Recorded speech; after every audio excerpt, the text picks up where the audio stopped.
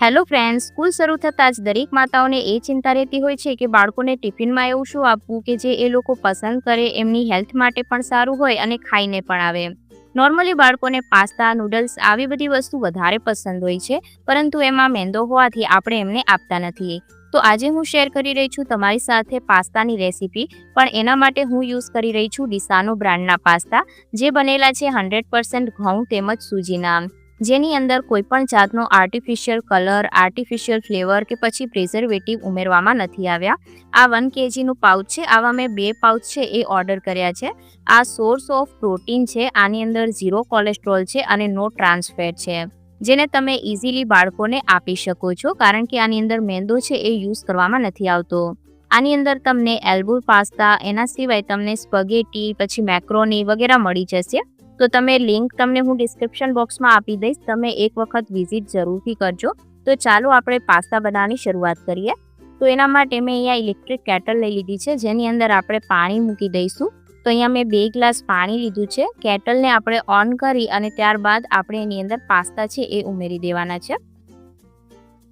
તો અહીંયા મેં 1 કપ જેટલા પાસ્તા લીધા છે, જેની અંદર આપણે થોડું મીઠું ઉમેરી દઈશું અને થોડું અહીંયા આપણે તેલ ઉમેરી દેવાનું છે, જેથી પાસ્તા છે એ એકબીજા સાથે ચોંટે નહીં. ત્યારબાદ આપણે લીડ ઢાંકી દઈશું અને પાસ્તાને આપણે બોઇલ થવા દઈશું. તો અહીંયા આપણે એક વખત લીડ હટાવી અને ચેક કરી લઈએ. તો અહીંયા આપણા પાસ્તા છે એકદમ સારી રીતના કૂક થઈ ગયા છે. તો કેટલને બંધ કરી લઈશું અને એક્સ્ટ્રા પાણીને આપણે કાઢી લઈશું. તો અહીંયા મેં પાસ્તા છે એને કાઢી લીધા છે. ત્યારબાદ હવે આપણે એક પેન મૂકી દઈશું ગેસ પર. એની અંદર આપણે ઓઇલ ઉમેરી દેવાનું છે. તો 1 ટેબલસ્પૂન જેટલું મેં અહીંયા તેલ લીધું છે, જેની અંદર આપણે ઝીણું સમારેલું લસણ ઉમેરી દઈશું. તો લસણને એકદમ સારી રીતના આપણે મિક્સ કરી લઈશું.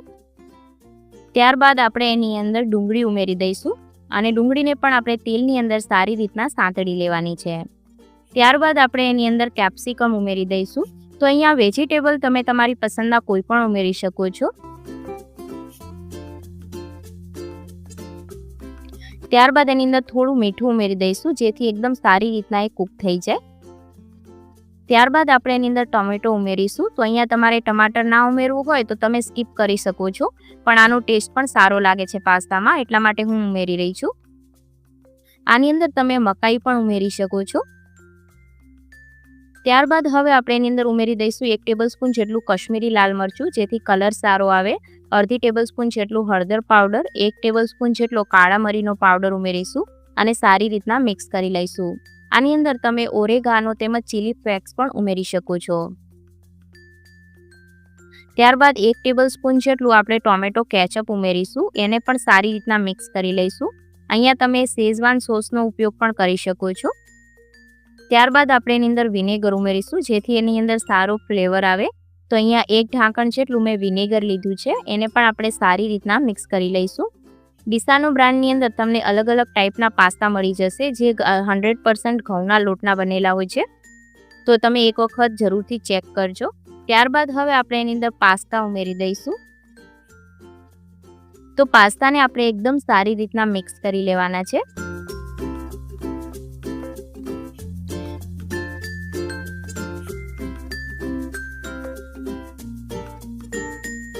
તો અહીંયા તમે જોઈ શકો છો આપણા એકદમ સારી રીતના ડિલિશિયસ પાસ્તા બની અને તૈયાર થઈ ગયા છે.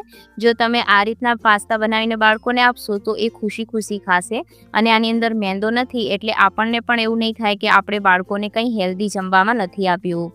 તો એક વખત આ રીત તમે જરૂરથી ટ્રાય કરજો. આ રીતના ઇઝીલી જે પાસ્તા છે ખૂબ જ સારી રીતના બની અને તૈયાર થઈ જાય છે. તો હવે આપણે એને સર્વ કરી લઈએ. જો તમે ડિસાનો બ્રાન્ડના પાસ્તા ખરીદવા માંગતા હોય તો હું તમને ડિસ્ક્રિપ્શન બોક્સમાં લિંક આપી દઈશ, તો ત્યાંથી તમે ચેક કરી શકો છો. અને એમના ઘણા અલગ અલગ પ્રોડક્ટ છે, એ પણ તમે ચેક કરી શકો છો. તો અહીંયા તૈયાર છે આપણા ડિસાનો બ્રાન્ડના એકદમ ડિલિશિયસ પાસ્તા. વિડીયો પસંદ આવ્યો હોય તો વિડીયોને લાઇક જરૂરથી કરજો.